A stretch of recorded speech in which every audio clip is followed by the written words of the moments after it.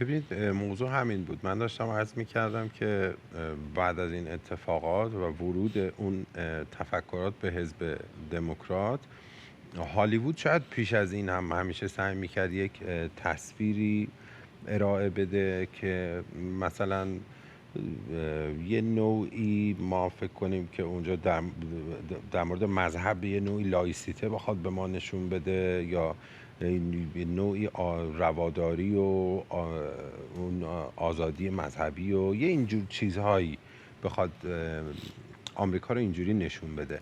اما اولا نکته اصلی اینه که اصلا خود هالیوود، کسانی که پول توش خرج میکنن، خب یهودیان صهیونیست‌ها هستن، همین چپ ها هستن. ما داستان داشتیم دیگه در قرن بیستم، هنرمندان کمونیست و بله. اینها در هالیوود بودن، اصلا همون ماجرایی شد.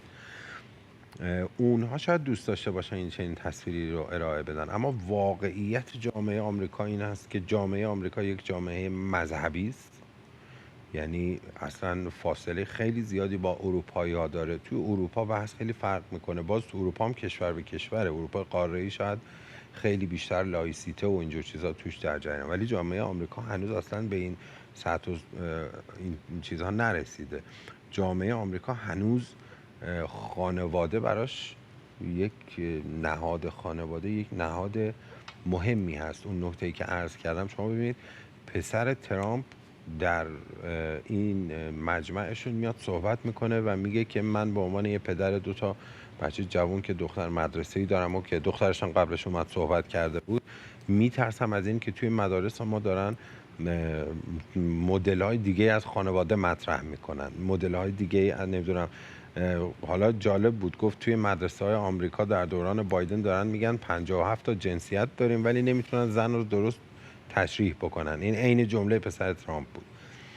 و خب وقتی که به این سطحی رسیده در یک حزبی این دغدغه‌ها، این نشان دهنده این هست که پس توی اون جامعه یعنی در جریان هست. حالا اگر نخوایم بگیم خیلی، حداقل 50% اون جامعه دارن به این چیزها فکر میکنن. شاید به همین دلیل که ترامپ اصلا در مورد آموزش هم گفته من سعی میکنم بخش زیادی از مسئله آموزش به خود ایالت‌ها بسپرم که اونها تصمیم بگیرن.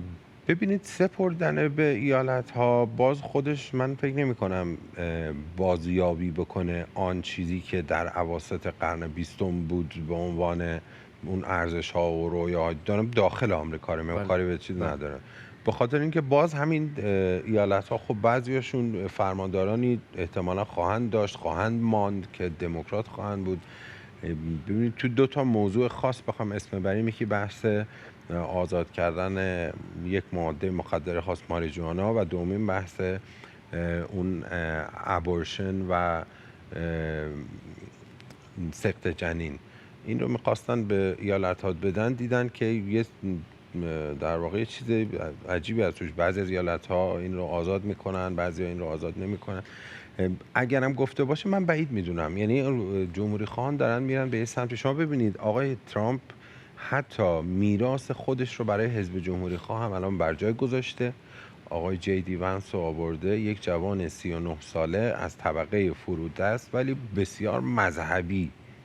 به ما در جامعه شناسی سیاسی معمولا میگیم که اون طبقه پایین و کارگری و اینها عموما یا به دام جریان چپ به سمت چپگرایی میرن یا به سمت راستگرایی میرن دیگه. در آلمان این اتفاق افتاده در قرن 20، در ایتالیا اتفاق افتاده.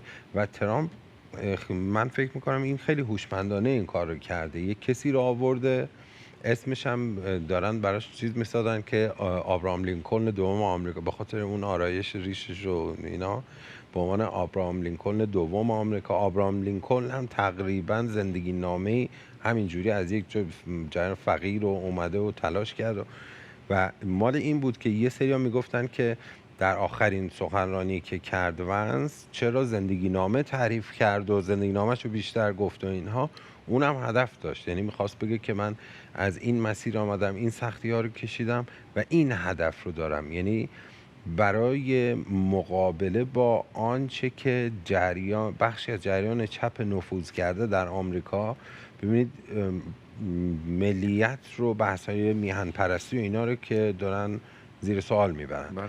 بحث جنسیتی ما میگیم دارن زیر سوال میبرن. دین و مذهب که خب این اصلا یه تعریف اولیه تفکرات چپی هست که با نهاد دین مسئله دارن. یعنی اینها داره در یک جامعه مثل آمریکا بروز. این شاید توی فرانسه عکسش اتفاق افتاد، تا راست افراطی خواست بیاد یک حرکتی انجام بده، چپ ها بلند شدن. خب اون نشون میده آره جامعه فرانسه اونه، یه جامعه لاییکی که آمادگی پذیرش خیلی مسائل رو داره، اینها براش خیلی ارزش نیست. ولی دقیقاً نقطه مقابلش جامعه ایالات متحده امریکاست که هالیوود اینها رو به ما نمیگه.